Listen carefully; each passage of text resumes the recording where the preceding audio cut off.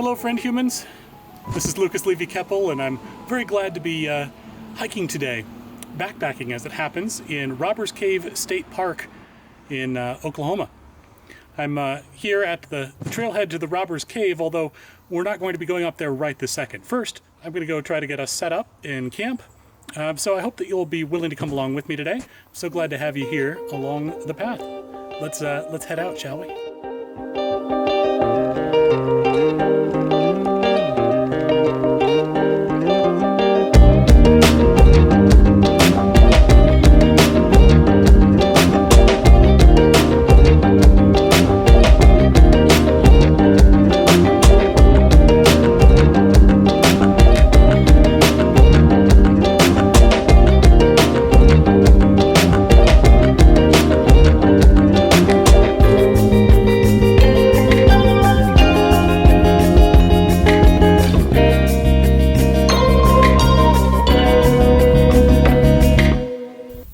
Last time I said I'd never sit on a log again, but this one was just perfectly placed here.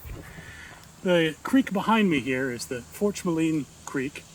As we continue along this rough canyon trail, it's been a small hike so far. I think we're maybe a tenth of a mile away from the starting point there, but it's just a beautiful creek. Managed to see a snake swimming through the river. It's always exciting to see wildlife doing wild things. And then it turned towards me and I said, nope. So I came over here to this log, which hopefully is ant-free, snake-free, and just provides a nice sit point as we continue on this walk out to Lost Lake, where I'm hoping to set up for the day.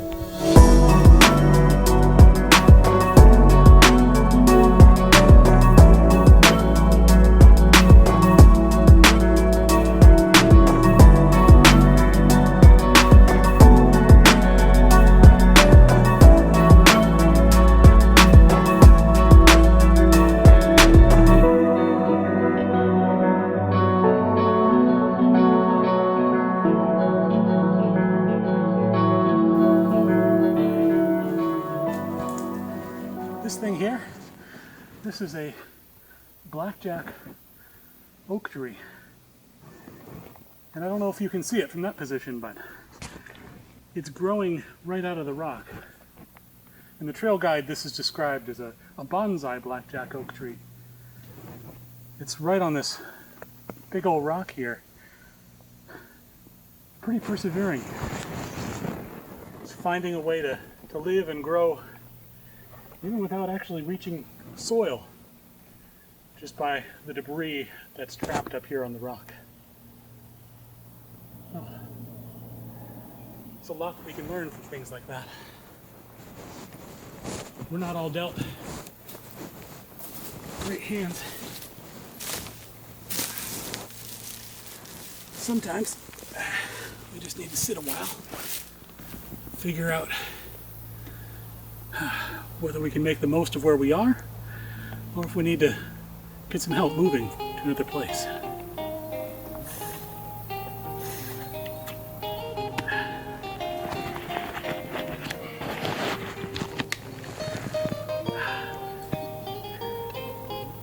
It's beautiful out here.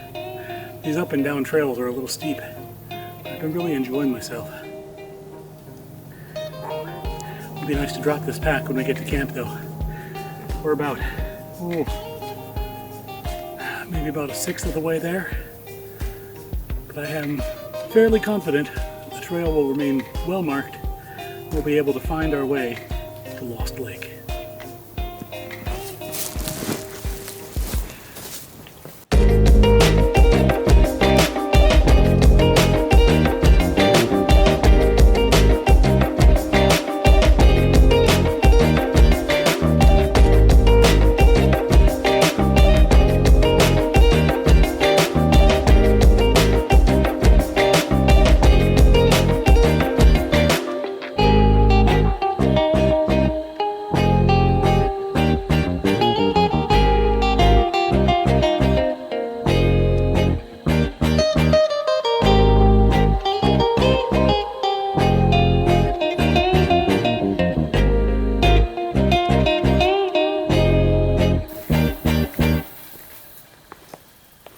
a moment, head off the trail here for a moment. Standing in rough canyon. It's a little dry, so there's some pools of water that are pretty neat. You can tell that there's a little bit here for the forest animals, wildlife to come over and have a drink of water when they need it. I'm not going to drink from these pools here, not today. I'm going to have a little bit to drink while I'm standing here though.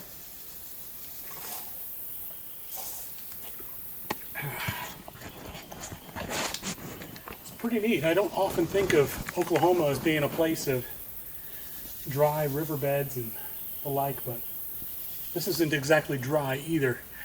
If you come on over here, we'll take a look at some of the fish. They're inhabiting this little pool, little pond. My guess is they come over when it's in the midst of the rainy season. And I'm betting that this creek bed, if I followed it all the way, would end up taking us to Lost Lake. But we're going to follow the marked trail today.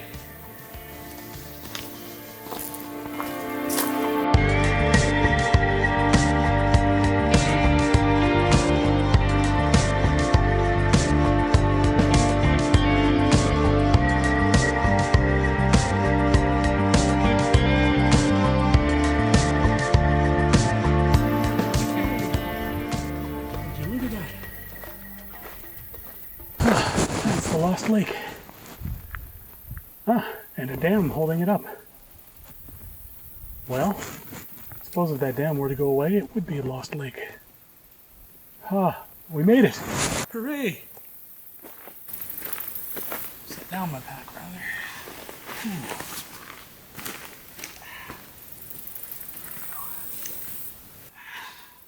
Good old rock. So, we made it. We're here at Lost Lake, and I couldn't be happier to have finally made it. However, I want to set up my campsite before we get too far over.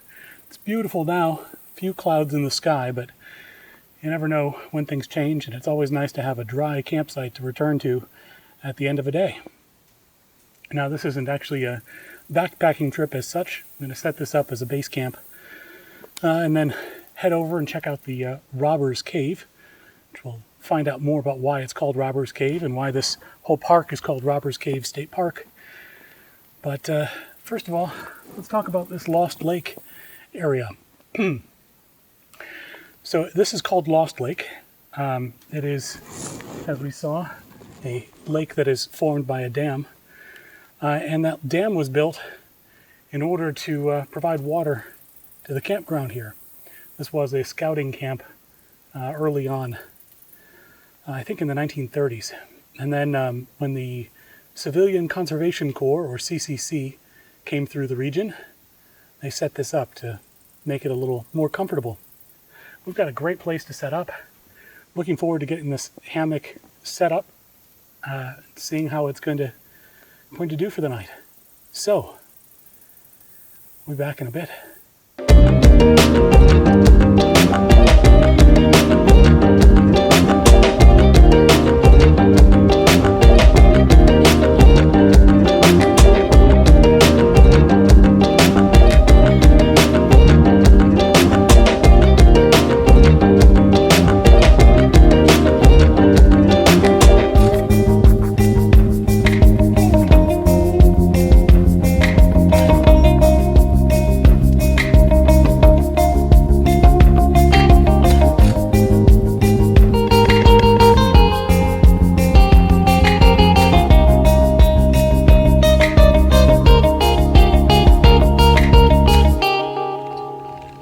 Okay, we are just about ready to head back on the trail here.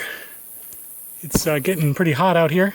I don't have signal down in the valley around the lake here, so I'm going to hike up, see if I can find a cell signal.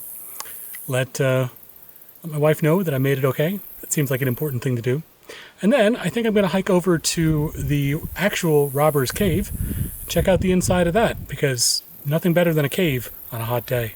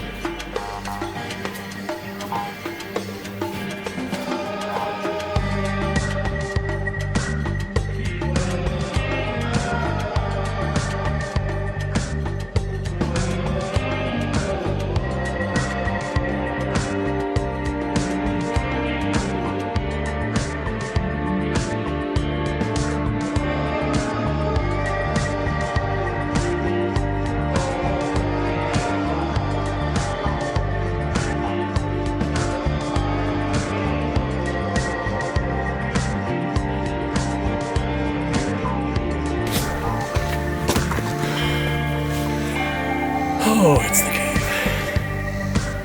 Almost there.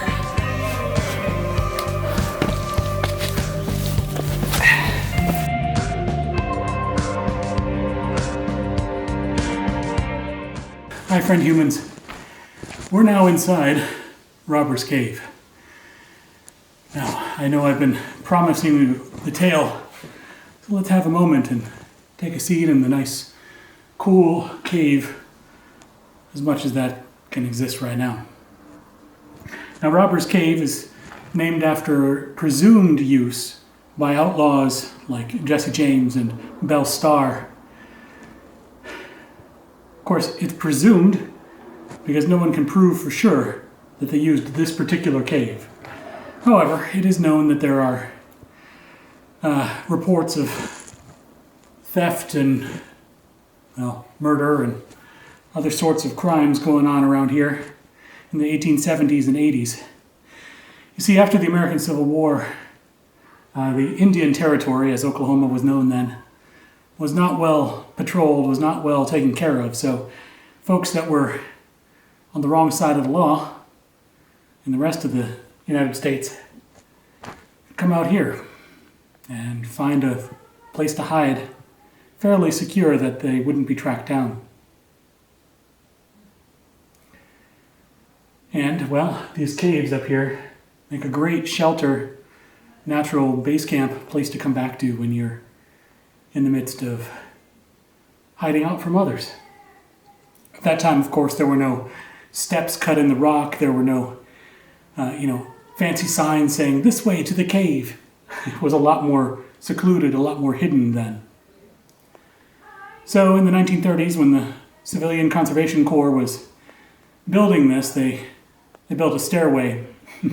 That stairway isn't in use now very much. It was very, very steep. There's a sign at the front that says, "Only take this path if you are in peak physical condition." And while my physical condition's okay, I did have a little bit of a blowout. My shoe came apart somewhere along the way here, so it's now about half attached. My toes, when I wiggle them up, completely detached from the sole. I decided if I'm having shoe problems, climbing over slippery rocks is probably not the best way to go. Don't think I'm going to find anywhere near as cool anywhere else today. I'm going to enjoy this while I can.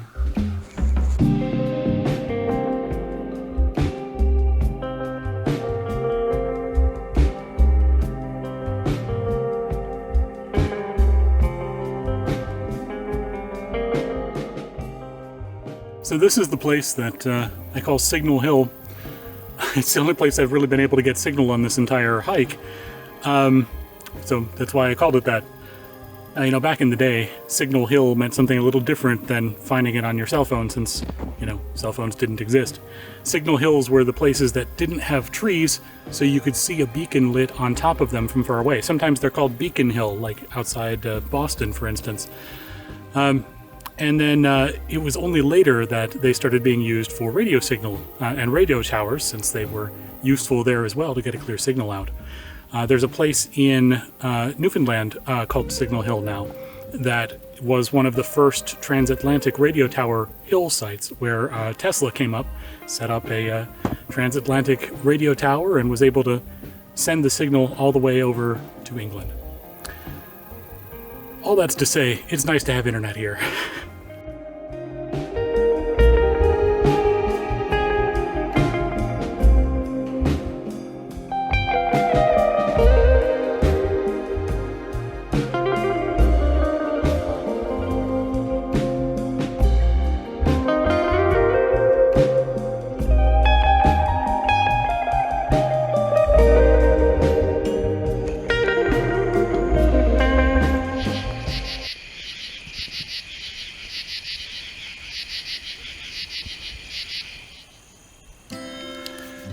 Well, good morning, friend humans.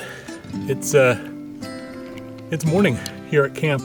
Do a quick reveal over here. Sun's coming up. And yeah, it was a fairly chilly night all told. I'm glad I had the sleeping bag with me. When I went to bed, I was just absolutely exhausted. And the sleeping bag kept me warm enough. Once I figured out that it was inside out, that wasn't so good.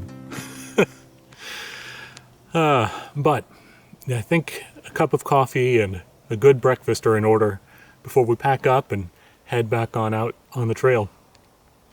Now, a funny thing did happen during the night.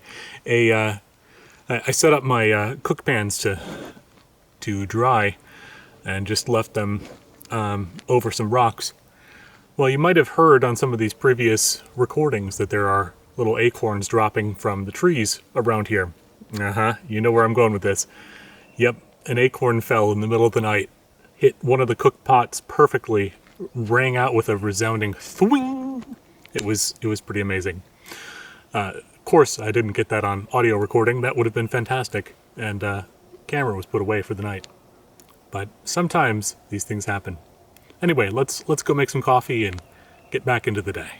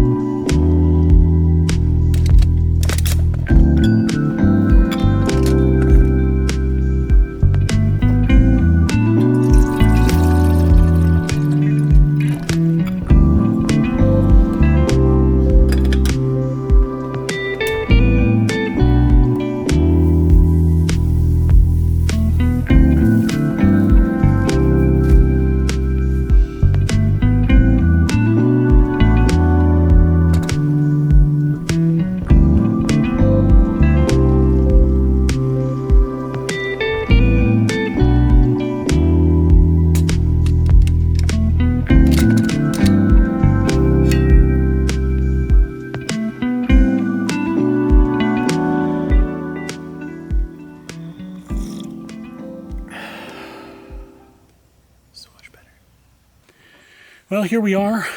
The campsite is all packed up. Can you believe it? That entire campsite just fits in that bag. It's amazing. We're ready to head back onto the trail, get back to the car, and head back home.